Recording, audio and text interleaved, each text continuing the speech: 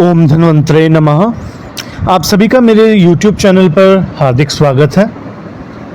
जैसे कि आप सब जानते हैं कि गोविंद पारेख जी की आयुर्वेद संग्रह किताब के पहले 1 से 80 पेज का जो तुलनात्मक अध्ययन है वो हम कर रहे थे। 15 पेजों का अध्ययन हो चुका था और अब आज हम 16वें पेज का अध्ययन करेंगे। ठीक है। देखिए, ये काफ़ी इंपॉर्टेंट कंसेप्ट रहता है। ये जो 180 पेज है ना, काफ़ी अच्छी अमाउंट ऑफ क्वेश्चंस जो है वो इसमें से बन जाते हैं। इसीलिए और कुछ ना सही तो बच्चों को हम ये तो ज़रूर कहते हैं कि कम से कम ये 80 पेज तो करके जाओ ही जाओ। ठीक है। अब सबसे पहले देखिए यहाँ पे सॉरी, नस्य टॉपिक है। जैसे कि हम सब जानते हैं कि नस्य एक ऐसा टॉपिक है जिसमें से काफ़ी अच्छी अमाउंट के क्वेश्चन बन जाते हैं, काफ़ी अच्छे खासे क्वेश्चन बन जाते हैं। और उसमें से है नस्य कर्म भेद। नस्य के भेद, उनकी संख्या विभिन्न आचार्यों के मतानुसार।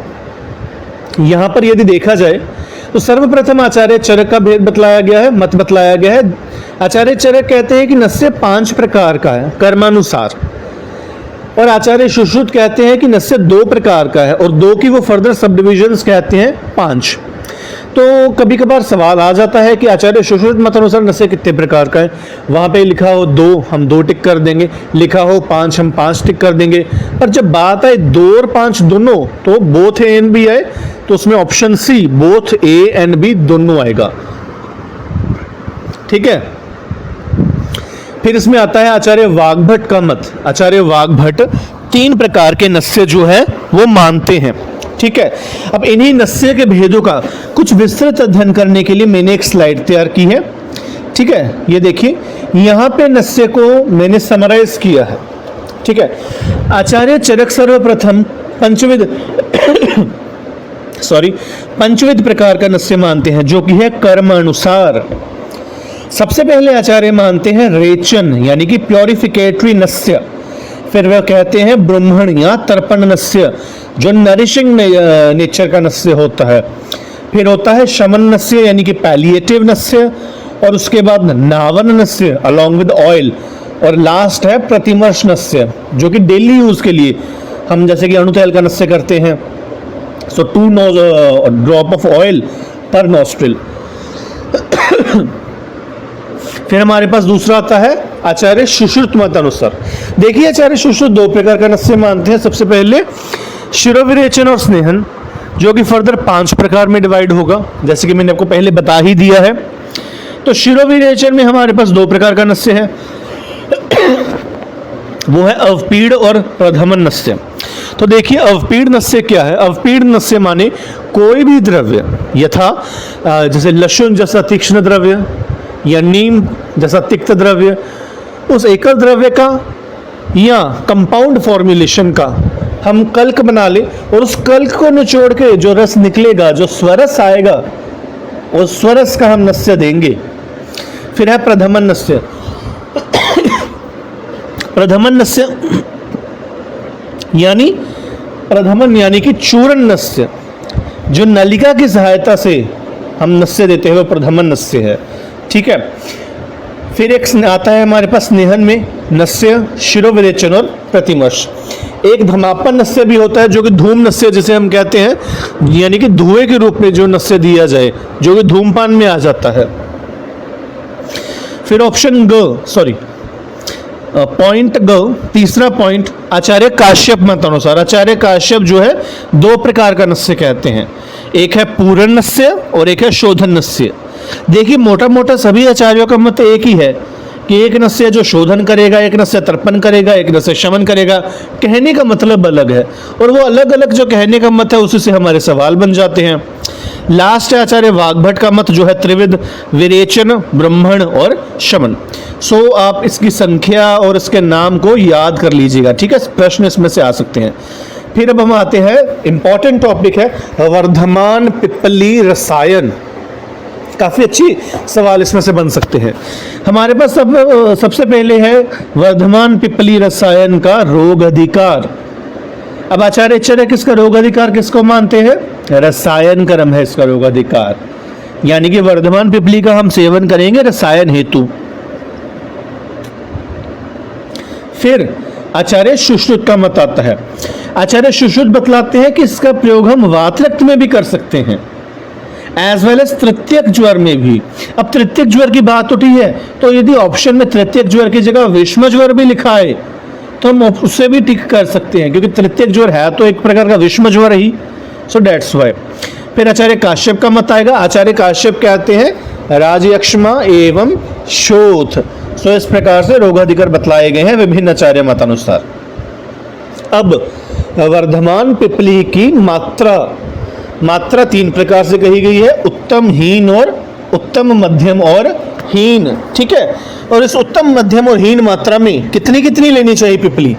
सर्वप्रथम आचार्य आचार्य चरक का उत्तम मात्रा का क्या है 10, उनकी मध्यम मात्रा 6 और हीन मात्रा है 3 पिपली। तो आचार्य सुश्रुत का कैसे कंपैरेटिव होगा? आचार्य चरक की कहीं उत्तम मात्रा 10 तो वो रहेगी, फिर जब मध्यम मात्रा आती है तो 6 से 1 ज़्यादा 7 हो जाएगा, और अगले स्टेप में 3 से 2 ज़्यादा 5 हो जाएगा।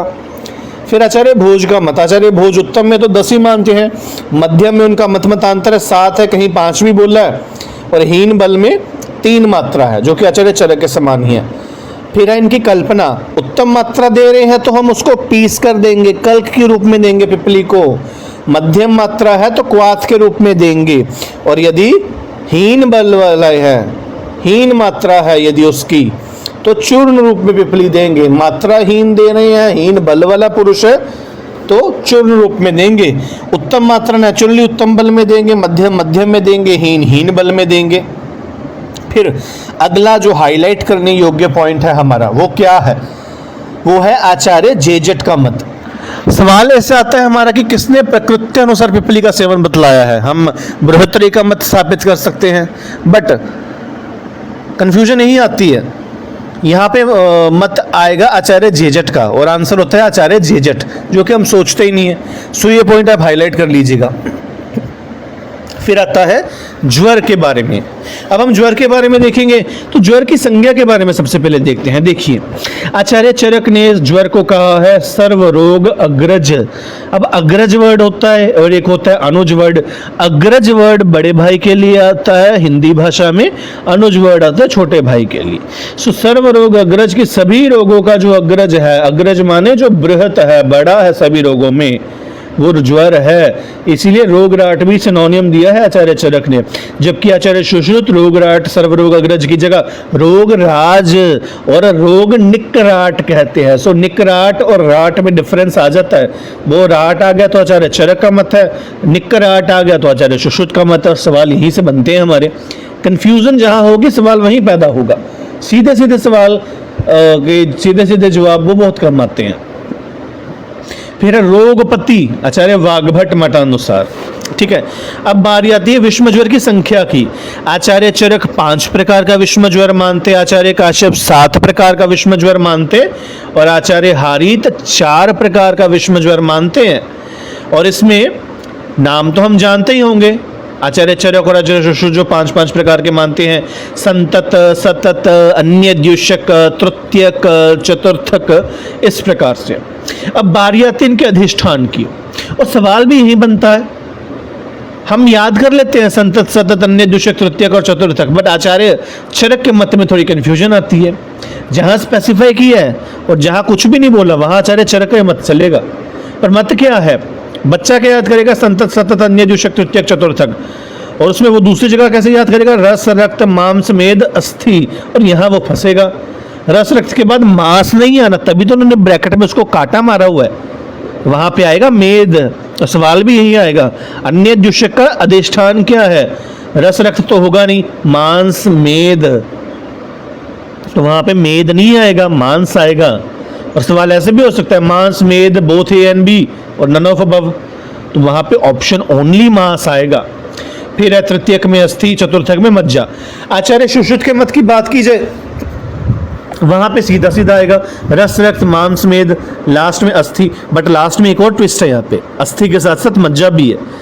यहाँ पे चतुर्थक के बाद कोई पंचक ज्वर नहीं आएगा, चतुर्थक ही है, चतुर्थक तक ही है। अस्थि के साथ मज्जा भी कवर हो जाएगा, तो मज्जा का ज्वर किस किसने माना है, ये सवाल आएगा। Acharya Charak, Acharya Sushruta, both A and B और नन ऑफ अबव, तो वहां पे ऑप्शन सी आएगा। ठीक है, फिर आता है अगला पॉइंट।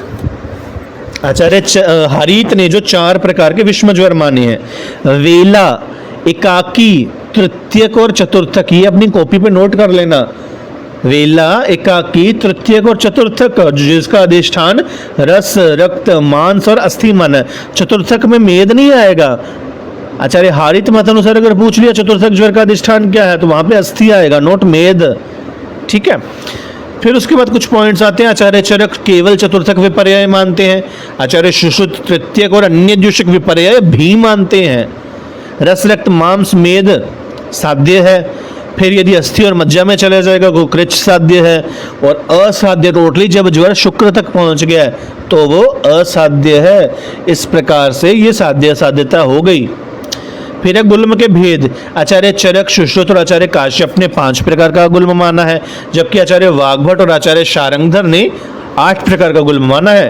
तो कौन सा भेद मानना है, कौन सा नहीं मानना, ये जरूर देख लेना, निदान की किताब से देख लेना, या वो माधव निदान की किताब है, आचार्य माधव करने क्या मत दिया वो देख लेना, इसमें से तो भी कंफ्यूजन दूर होगी वहां पे।